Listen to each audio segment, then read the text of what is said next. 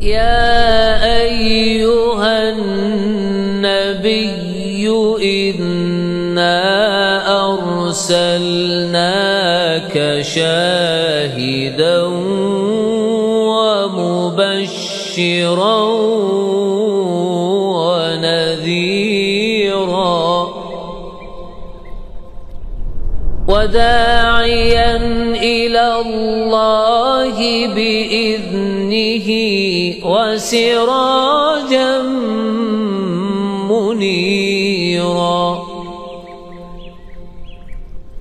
وبشر المؤمنين بأن لهم من الله فضلا كبيرا.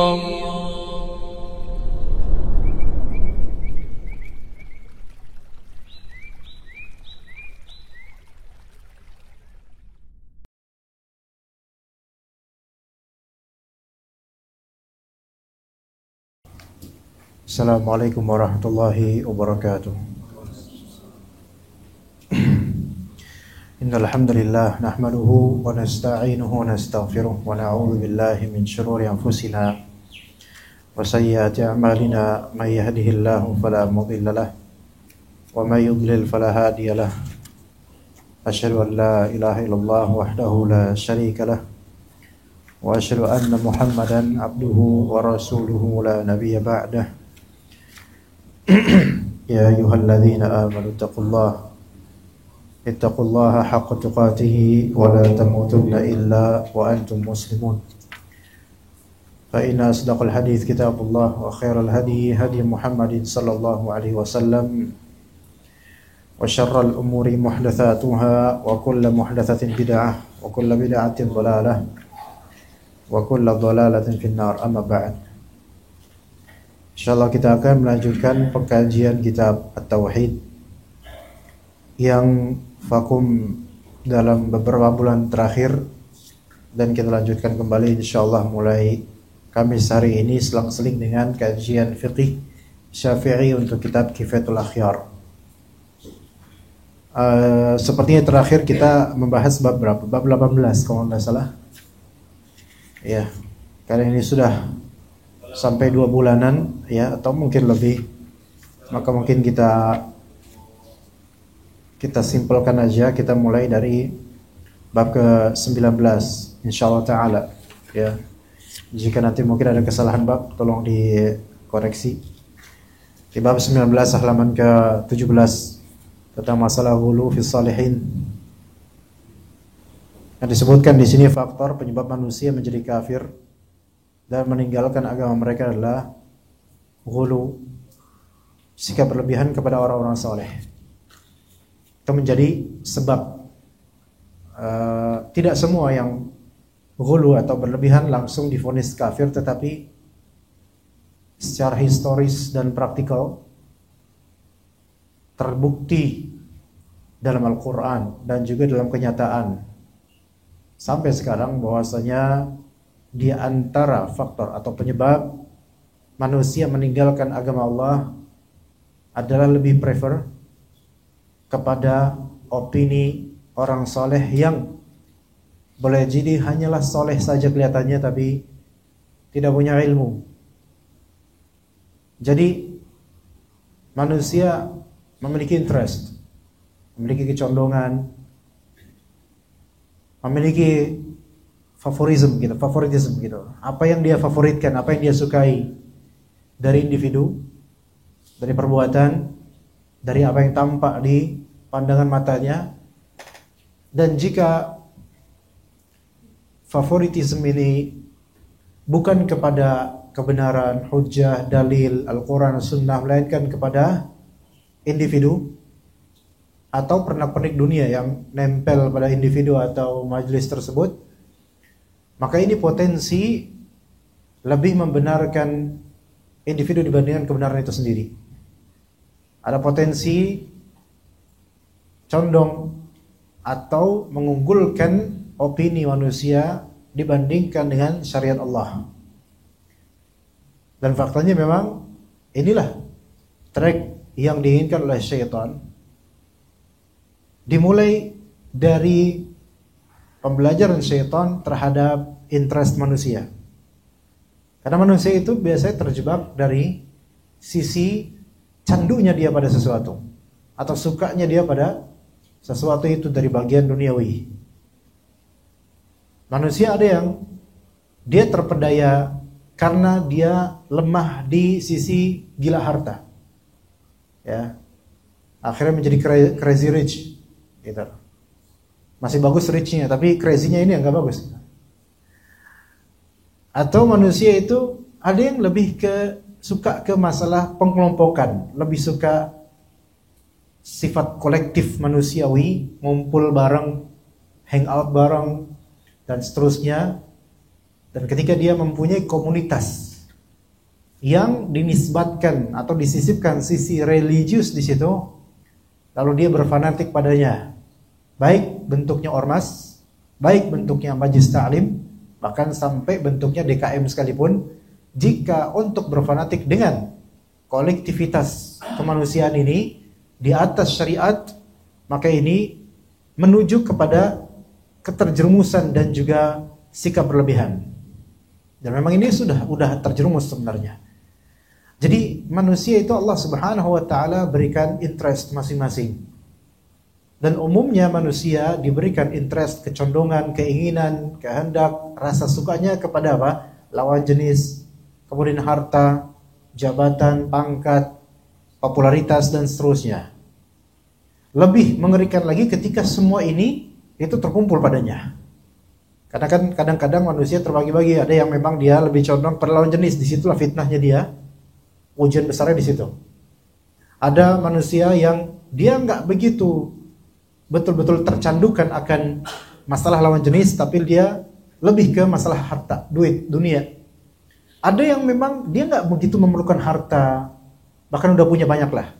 Dan untuk masalah lawan jenis dia tidak begitu terfitnah, tapi dia terfitnah di masalah popularitas. Dia udah nggak butuh harta, tapi dia haus akan apa? Pujian dan popularitas manusia.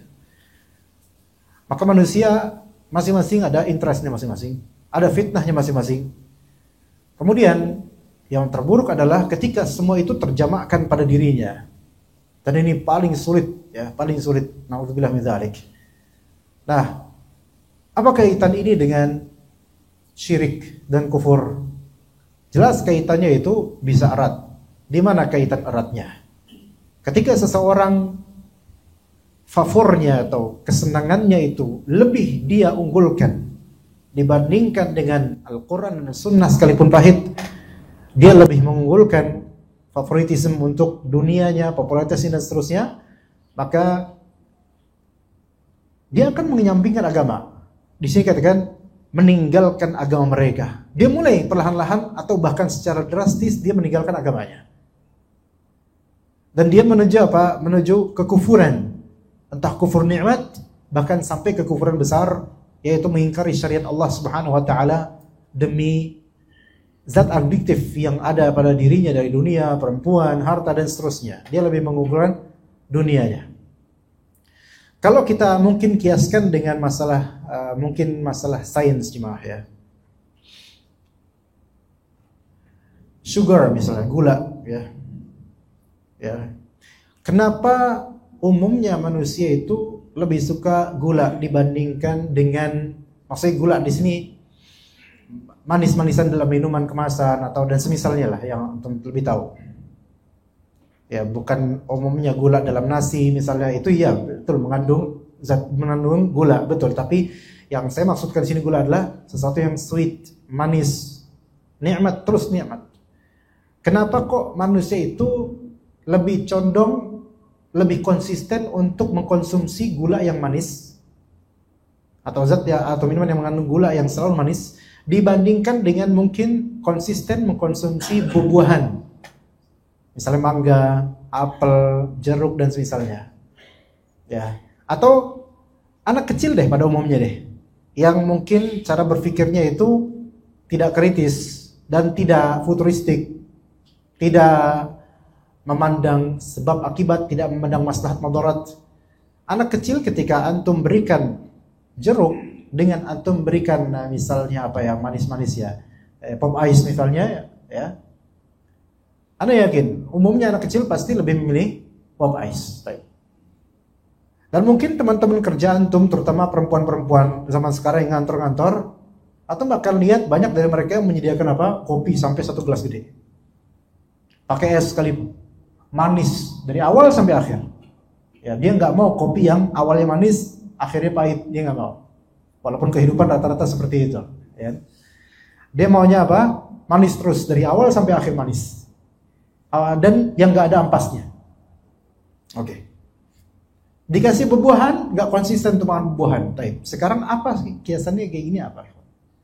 Menurut penelitian secara saintifik juga, bahwasanya manusia itu lebih memilih manis-manis gula ini karena konsistennya gula ini mengandung manisnya selalu dari awal sampai akhir. Adapun buah-buahan itu untung-untungan antum sebenarnya.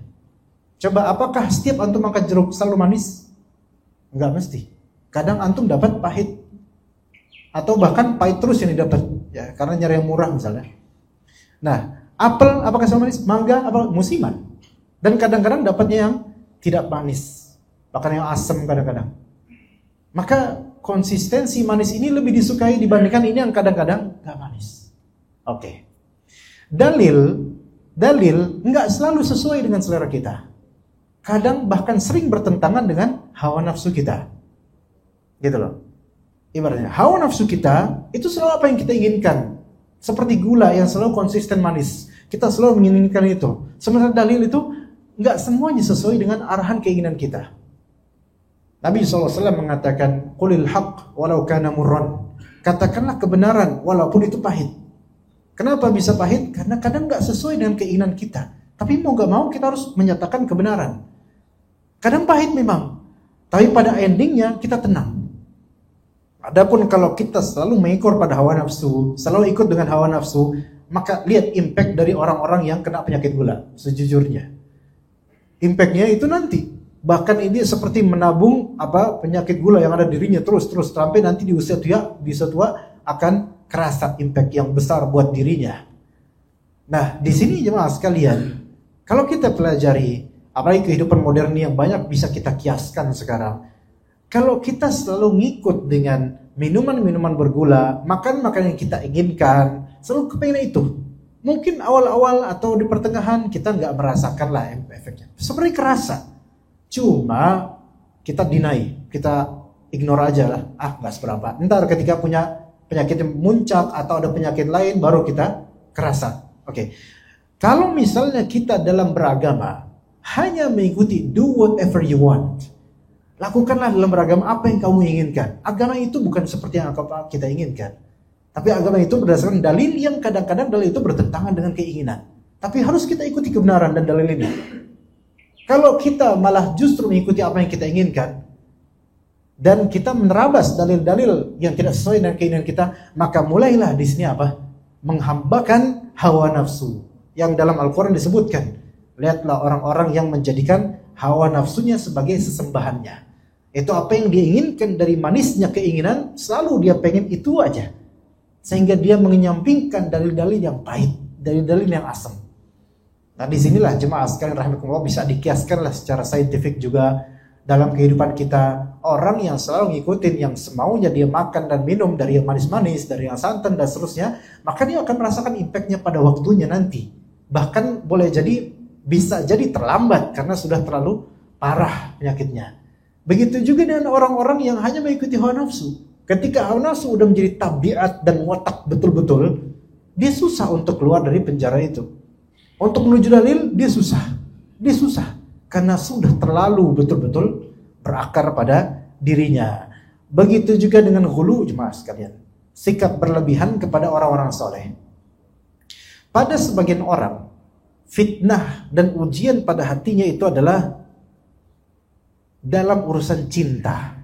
Kalau misalnya Anda memaklumi banyak orang yang bucin, budak cinta, ya, Abdul Hub, ya bucin, ya, bahasa Arabnya berarti Abdul Hub, ya, bukan Abdullah, bukan Abdul Halim, bukan Abdul Malik, bukan Abdul Hub, bucin, ya. Dia diperbudak oleh perasaannya sendiri sebenarnya. dan perasaannya memenjarakan dia supaya hanya fokus pada fulana.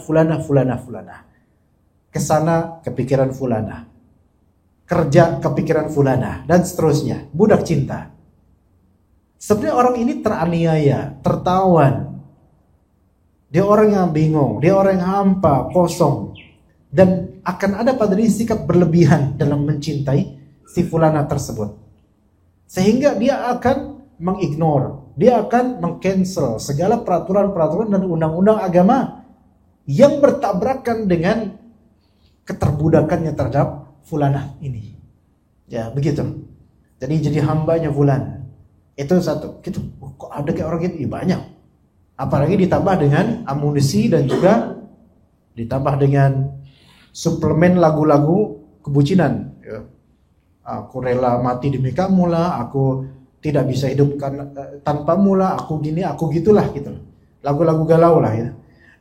Dapat amunisi dan juga dapat suplemen itu makin bucin dia. Setiap dengar lagu itu nangis. Tuh lihat. Ada orang kayak gini nih. Orang menjadi budak perempuan atau budak lawan jenis. Ternyata ada pula orang yang menjadi budak orang soleh. Ada. Ini bukan bucin namanya, apa ya? Muhib mungkin, budak muhibin atau gimana lah. Jadi budak terhadap orang soleh. Kok bisa? Bisa. Kalau orang soleh itu cerita khulafat misalnya, dulu guru saya pernah terbang, percaya dia. Dia mengkhianati logikanya sendiri demi percaya sama ustadz ini. Ini hulu, berlebihan kepada orang soleh, sehingga dia mengignore rasio yang ada pada hatinya. Dan dia lebih menginginkan atau lebih prefer apa? Bagaimana saya mencintai orang soleh ini? Maka logikanya itu mulai kebalik-balik. Dan kemudian ketika orang yang dianggap soleh ini mensyaratkan, kamu kalau mau sakti, mau bisa terbang atau bisa gini gitu, bisa sakti kayak guru-guru saya, harus baca ayat kursi 1000 kali dalam satu majelis. Dan dalam keadaan kepala ngangguk-ngangguk. Sisi kritikal atau sikap kritis yang ada pada hati hilang. Karena taklid buta, tidak mau bertanya, Pak Ustadz, itu Rasulullah kan orang hebat, emang pernah kayak gitu? Nggak berani ngomong kayak gitu. Kenapa? Demi mencintai dan sikap hulunya berlebihan kepada orang soleh ini. Lihat, penyakit ini lebih parah sebenarnya dibandingkan dengan bucin-bucin remaja-remaja itu. Ya, bucin remaja buruk, jelas itu. Tapi ini lebih parah. Kenapa? Karena kalau misalnya budak-budak cinta, remaja, romanticisan dan semisalnya, itu rata-rata mereka tidak mengatasnamakan agama Allah. Tapi orang-orang ini untuk memperbudak jemaahnya supaya fanatik terhadap dirinya, fanatik terhadap ormasnya, fanatik terhadap majelisnya, maka yang seperti ini apa? Pakai apa? Kendaraan agama. Pakai kendaraan agama. Ikhwan, antum bisa lihat di Instagram, di Facebook, dimanapun dari video-video yang berseberangan, yang bertebaran banyak sekali dari orang-orang yang bersikap berlebihan kepada orang-orang yang soleh. Komentator tuh banyak yang menafikan hal ini. Alhamdulillah orang udah banyak yang sadar, tapi tetap masih banyak yang follow yang seperti ini. Itu menunjukkan bahwasanya tembok fanatisme ini sudah dibangun sebegitunya, dan syaitan itu masih betul-betul memberikan suplemen kepada orang-orang ini supaya tetap fanatik terhadap orang-orang soleh. Jangan kira bahwa saya ini biasa aja, biarinlah orang-orang soleh itu kan mereka kan orang-orang itu kan memang fanatik, yang penting kan ke agama. Ya akhi, mereka memang pengennya ke agama. Tapi agama Islam tuh gak kayak gini modelnya gitu loh. Sehingga ketika antum pengen ke Bandung tapi diarahin malah ke Sukabumi, ketika antum sampai Sukabumi nanti, marah gak kira-kira? Marah lah. Kenapa saya diarahin ke Sukabumi? Saya pengen ke Bandung. Orang pengen diarahin kepada sunnah Rasulullah, orang-orang pengen ke mencintai Rasulullah, orang-orang pengen ke surga dan selamat di akhirat, tapi diarahin justru kepada kekufuran dan fanatisme. Kira-kira kapan marahnya? Nanti ketika di hari akhir, atau dikubur mungkin. Nanti ketika sadar, kalau disadar di dunia, marah dia, kesel dia. Atau ketika nggak sadar-sadar juga, mati kemudian di hari akhir dihisab, diperhitungkan amalnya, ternyata rata-rata amalannya apa? Amalan ibadahnya itu bukan karena Allah, melainkan karena siapa yang dia cintai, yaitu guru-gurunya. Karena wali-wali ini bukan karena Allah Subhanahu wa taala, sehingga mintanya sama wali kutub misalnya, rijal gaib misalnya, orang-orang gaib gitu misalnya. Bukan sama Allah Subhanahu wa taala. Nanti kapan kemudian saling mencak-mencaknya? Yaitu nanti ketika di akhirat. Semua akan menuntut hak dia. Seharusnya saya diajarin kebenaran, tapi kok sampean malah ngajarin saya justru yang menyimpang jauh dari kebenaran, bahkan berseberangan darinya. Maka jemaah sekalian rahimakumullah, kalau misalnya antum kurang percaya dengan dokter-dokter yang praktek di publik namun tidak ada lisens, tidak ada jabat, tidak ada gelar, itu wajar, bagus. Berarti antum selektif dalam berobat. Antum ke klinik, namun tidak ada, misalnya tidak ada peresmian dari dokter nggak ada. Tiba-tiba buka gitu aja. Wah, ini khawatirnya saya kalau klinik ini nggak profesional, nanti saya khawatir malah tambah sakit. Bagus, selektif dalam berobat. Nah, kita ini punya maksiat banyak, kita punya kesalahan banyak. Kita dulunya orang-orang jahil dan mungkin sampai sekarang. Ketika kita mengobati kejahilan, mengobati dosa-dosa lama, mengobati kesalahan-kesalahan lampau, tapi berobatnya tidak selektif dalam mencari guru, maka ajaib banget, ya, itu loh, ajaib. Ya, saya sendiri Pak, waktu ini saya cerita pengalaman saya dan boleh dikiaskan dengan masalah ini. Qadarullah sekitar sekarang hari apa? Kamis ya. Sekarang hari Kamis nih. Pas 3 pekan lalu, ya hari Kamis 3 pekan lalu, tanggal berapa? Tanggal 1 itu, qadarullah saya kecelakaan di Karawang. Dan patah tulang ketika itu di Karawang pas jam 4 subuh. Dan ketika itu ada satpam rumah sakit. Lihat, satpam rumah sakitnya. Saya diantar ke rumah sakit dari tempat kecelakaan. Ini bekas patah nih Pak. Rumah sakit itu dia bilang, wah, kan di situ kayaknya udah sering patah tulang deh orang-orang. Sekarang saya termasuk mendaftar ketika itu untuk patah tulang ya. Jadi sebelumnya kayak udah ada list orang-orang yang broken bones ya selain saya. Nah, ada beberapa ada 2 rumah sakit dan ada 2 satpam yang berbeda lah gitu. Satpam tersebut ketika saya ini, wah Pak, di sini nggak ada ortopedi. Kalau mau ke ortopedi ke kota Karawang, di situ ada rumah sakitnya berapa kilo dari sini, jadi harus jalan jauh lagi. Kalau orang sini sih Pak, kata dia, biasanya itu pakai alternatif, gitu, kan? Bukan alternatif rock ya, bukan alternatif Cibubur, alternatif pijat patah tulang gitu. Jadi gitu, saya ditakut-takutin ini. Pak, kalau misalnya di rumah sakit, itu biasanya berapa bulan tinggal di rumah sakit? Saya kan pertama kali baru patah tulang dan gak mau lagi, jangan sampai. Kebayang di saya, sebulan di rumah sakit, subhanallah. Saya aja 1 hari di rumah aja gak betah, apalagi sebulan rumah sakit. Jadi ditakut-takutin, Pak, kalau misalnya di rumah sakit patah tulang gini nih, ini kan patah nih. Itu saya masih pakai jaket Pak, masih tutup, masih pakai jaket. Tapi ini orang kayak udah tahu saya patah gitu. Makanya udah biasa ngadepin orang patah nih satpamnya. Biasanya kalau yang patah kayak gini Pak, biasanya berbulan-bulan rumah sakit gitu. Wah, saya pikiran.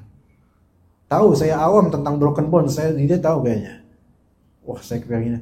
Jadi gini Pak, kalau orang-orang sini biasanya apa?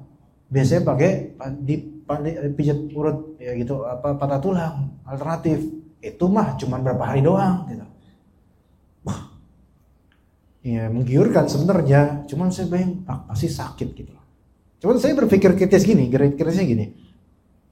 Ini satpam orang kampung sini, pasti gitu, orang kampung situ pastinya satpamnya menawarkan orang-orang kampung gitu loh untuk nanti bakal pijit lagi, bukan pijit urut lah untuk patah tulang. Tapi mereka punya lisensi nggak? Mereka terbukti nggak? Dan ini orang kayak gimana kayak saya nggak tahu. Adapun kok dokter di ortopedi itu jelas gitu loh, dokter bedahnya, dokter ininya dan sebagainya jelas gitu loh.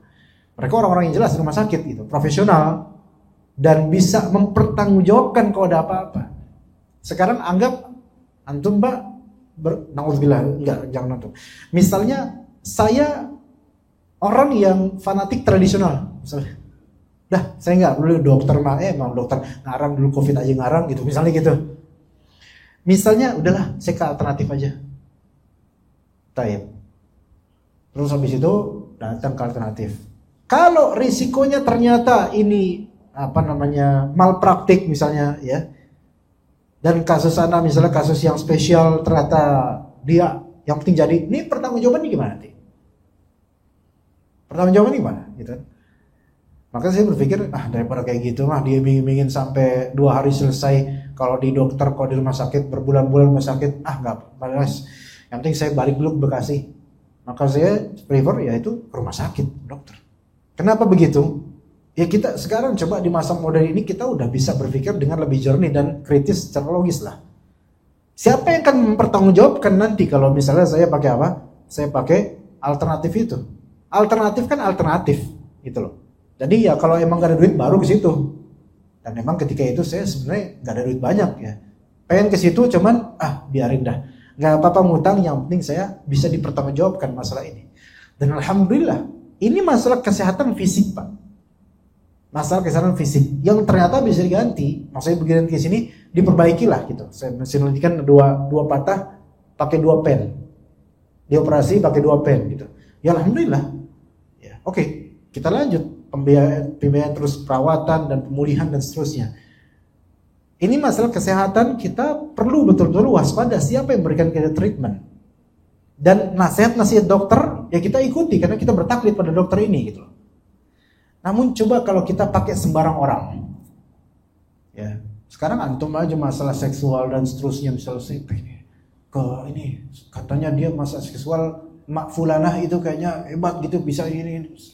Antum ya akhi, mau masalah itu sembarang orang minum minuman yang sembarang terus dikasih cairan yang nggak tahu itu cairan dari bahan apa, mungkin udah bacain apa nggak tahu, subhanallah, hanya demi apa? Demi masalah dunia seperti itu. Nggak selektif, orang bakal mencela antum sembarangan sih makannya. Nah sekarang kenapa kalau masalah berguru agama banyak dari kita itu nggak lihat orangnya, nggak lihat ustadz ini ustadz siapa, yang penting ustadz, nggak bisa, yang penting ustadz. Karena mal ustadz lebih banyak lagi daripada mal dokter. Mal praktikal ustadz itu lebih banyak daripada mal praktikal dokter, beneran Pak.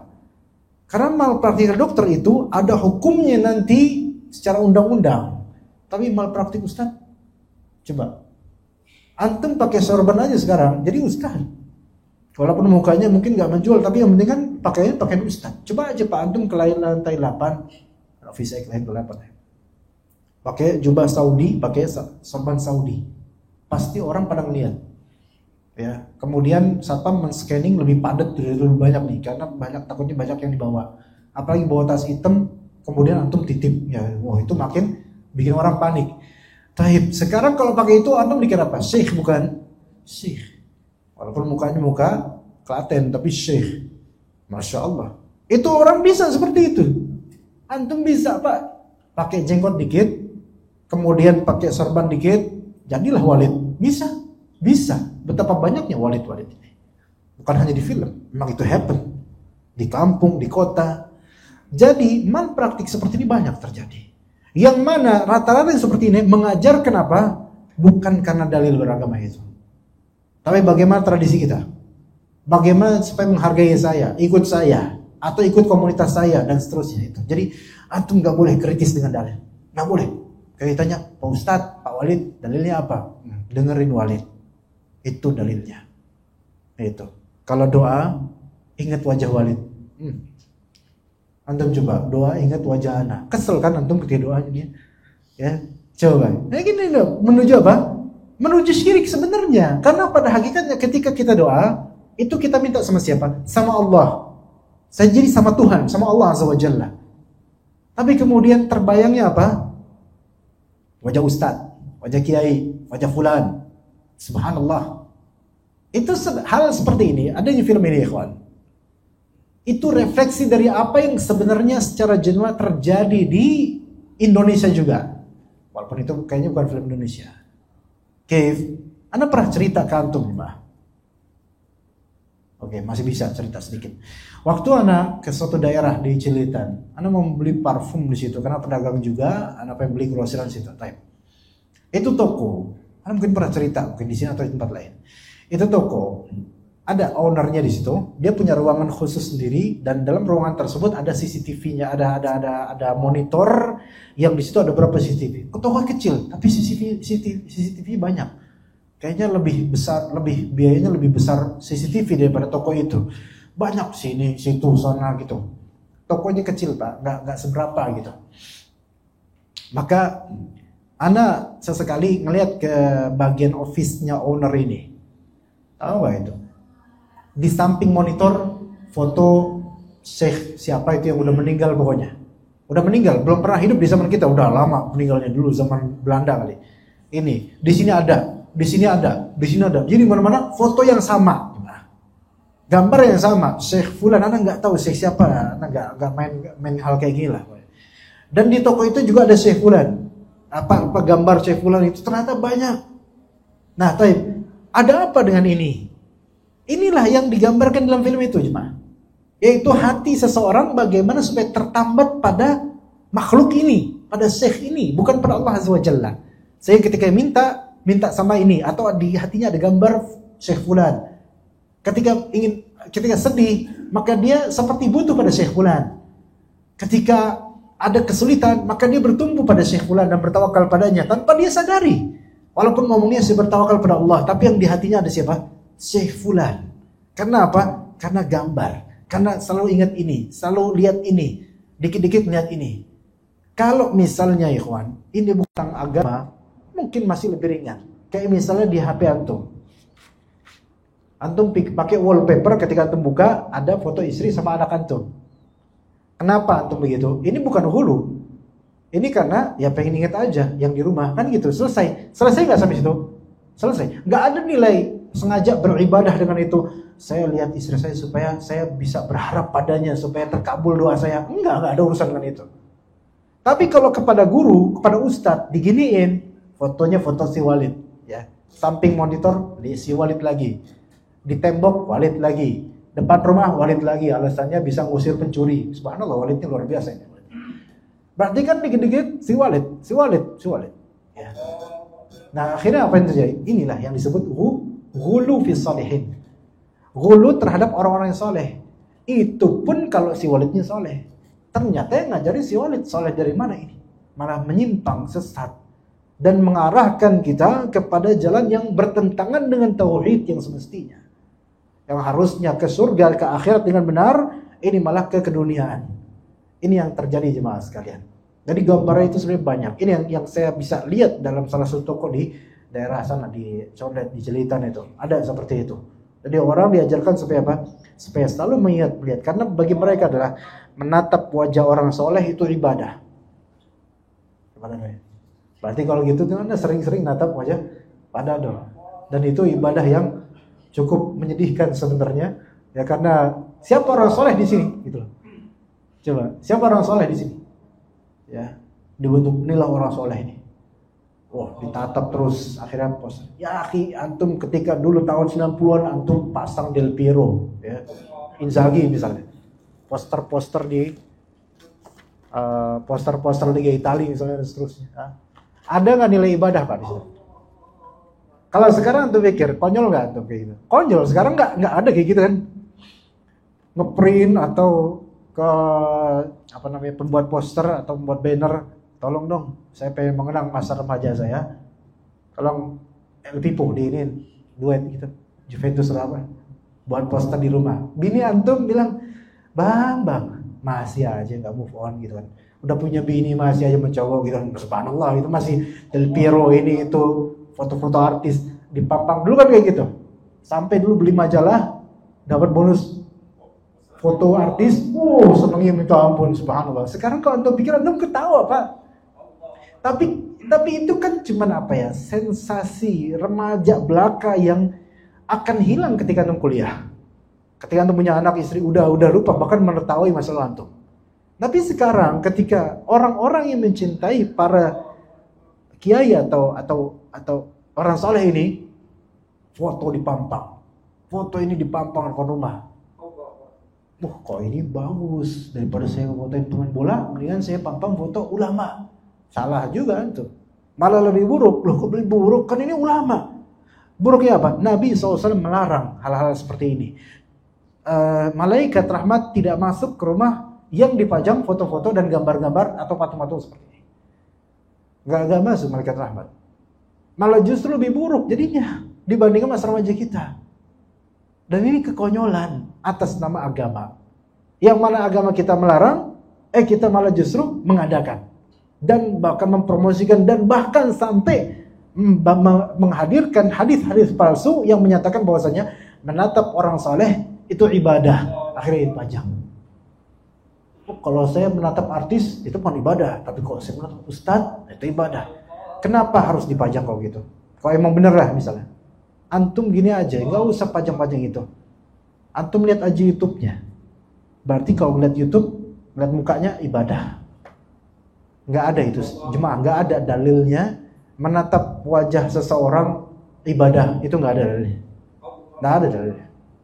Kalaupun memang kita hidup di zaman Nabi SAW misalnya. Antum misalnya, sahabat Nabi yang hidup di zaman Nabi, ada nggak yang ketika Nabi lewat, orang ini para sahabat ngeliat wajahnya beda? Yang ada mungkin digampar, mungkin ngapain lihat wajah terus kayak nantang-nantangnya gitu. Nggak ada. Ada nggak di zaman Nabi SAW? Yang mana di zaman itu melukis, mungkin ada sahabat bisa melukis atau orang-orang bisa melukis. Ada nggak di zaman itu? Tolong lukisin wajah Nabi SAW supaya saya bisa pampangin wajah itu di rumah saya, sehingga bisa keramat rumah saya. Kemudian saya bisa ngeliatin dan dapat ibadah di situ. Nggak ada ajaran seperti itu dalam syariat dari Nabi Adam sampai Nabi Muhammad SAW. Lalu dari mana itu syariat? Dari mana itu? Dari Yahudi, Nasrani, dan dari agama-agama tradisi. Ya. Dan ini jurusnya apa? Menuju ke apa? Menuju ke kekufuran dan meninggalkan agama sebenarnya. Kayak nggak ada orang yang betul-betul menjadi soleh ketika dia menambatkan hatinya kepada selain Allah Subhanahu wa Ta'ala. Sampai sini ada pertanyaan nggak? Coba. Ini Subhanallah. Ini 3 jam beda semua. Subhanallah. Ya, berarti terjadi khilafiyah di antara waktu Indonesia bagian Al-Ikhlas. Ya begitu jemaah sekalian rahimakumullah. Di dalil yang disebutkan dalam sabda Nabi sallallahu alaihi wasallam, Allahumma la taj'al qabri wathanan yu'bad. Ishtadda ghadabullahi ala qaumin ittakhadhu qubur anbiya'ihim masajid. Ya Allah, janganlah engkau jadikan kuburanku sebagai berhala yang disembah. Allah sangat murka kepada orang-orang yang menjadikan kuburan nabi-nabi mereka sebagai tempat ibadah. Ajib. Masalah kuburan, para ulama Ahlussunnah wal Jamaah mereka menyebutkan ada aliran yang banyak sekali, terutama sebagian dari kalangan sufi, sebagiannya. Alirannya disebut oleh beberapa ulama sebagai aliran kuburiyun atau kuburiyah. Pemuja kuburan. Ya, ajib, pemuja kuburan. Antum jangan pikir pemuja kuburan ini kayak orang-orang satanis atau orang-orang black metal yang pakai atribut satanis terus ke kuburan. Enggak, bukan itu. Itu mereka udah enggak usah urusan kita. Enggak, ini pemuja kuburan yang maksud adalah orang yang berlebihan terhadap orang saleh dan mereka melakukan ritual-ritual ibadah yang tidak disyariatkan di kuburan seperti meminta kepada mayit.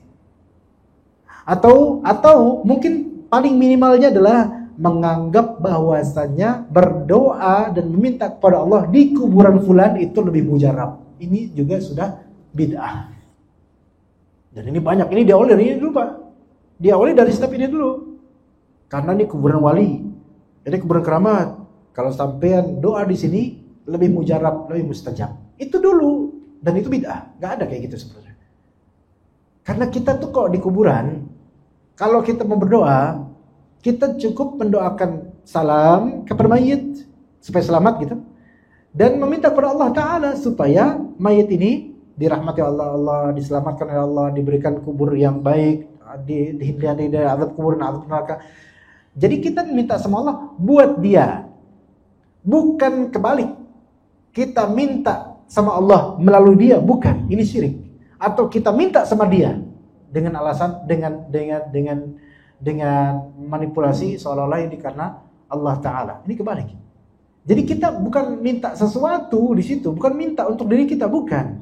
Kayak misalnya, akhi, Anda pernah waktu mau kelulusan dulu, waktu mau skripsi itu ujiannya besar banget. Akhirnya saya ikutan wisata religius ke kuburan keramat fulan. Di situ saya doa, minta betul-betul sama Allah, minta banget sama Allah supaya saya lulus. Benar saya lulus, kamlot lagi. Mujarab, wallahi itu terjadi pada saya. Ya benar sih, emang terjadi, betul. Cuman di mana masalahnya sekarang? Orang akan terpedaya, berarti kalau ente doa di kuburan fulan, itu lebih mujarab. Itu buktinya dia bisa tuh. Kemujaraban atau keterjadian pengabulan itu bukan berarti itu sah ibadahnya. Bukan berarti itu sah ibadahnya. Karena Allah itu memberi kepada orang yang kafir juga Allah kasih. Orang kafir banyak yang komplot padahal dia kafir. Tapi di sini perfeksionisme Islam itu adalah di benarnya amalan. Sesuai syariat atau tidak. Kalau misalnya saja cuma mujarab, lihat banyak pencuri mereka berhasil nyuri. Mujarab atau? Mujarab. Ya.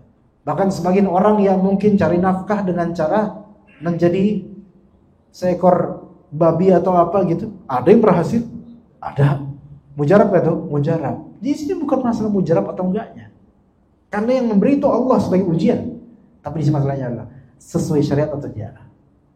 Di sini diawali dari apa? Dari stigma bahwasanya kalau berdoa di tempat tertentu, maksudnya di kuburan atau petilasan tertentu, maka mujarab. Mujarab ini udah ada yang berpengalaman dikabulkan doanya. Petilasan itu ini Pak, petilasan itu tempat singgah tokoh-tokoh dahulu gitu. Kayak petilasannya Prabu Siliwangi di mana? Bukan makam, petilasan itu bukan makam, tapi dulu pernah singgah di situ. Maka kemudian tempat itu dijadikan keramat misalnya. Terus pada doa di situ. Nah ini kebid'ahan, enggak ada syariatnya seperti ini jemaah. Dan kita lihat akhirnya banyak orang yang ketika di kuburan khusyuk meminta. Tapi ketika di masjid khusyuk ngopi. Banyak yang gitu. Kebalik jadinya. Yang kata para ulama, ketika kebid'ahan itu hidup, ketika satu kebid'ahan hidup, maka satu sunnah akan mati. Ya. Maka ketika kebid'ahan meminta di kuburan ini karena merasa bahwa di sini mujarab itu hidup, kebid'ahan itu, maka meminta-minta di masjid kepada Allah Azza wa Jalla itu mulai tergerus dan enggak nikmat lagi. Maka na'udzubillah min dzalik. Kalau kita alhamdulillah masih Allah Ta'ala berikan rasa nikmat untuk meminta kepada Allah dalam salat kita di masjid, maka itu nikmat yang luar biasa. Dan jangan dikacaukan dan di-downgrade dengan meminta kepada Allah di kuburan dengan alasan ini kuburan wali. Lah, ini bukan tempat untuk meminta untuk maslahat pribadi, bukan.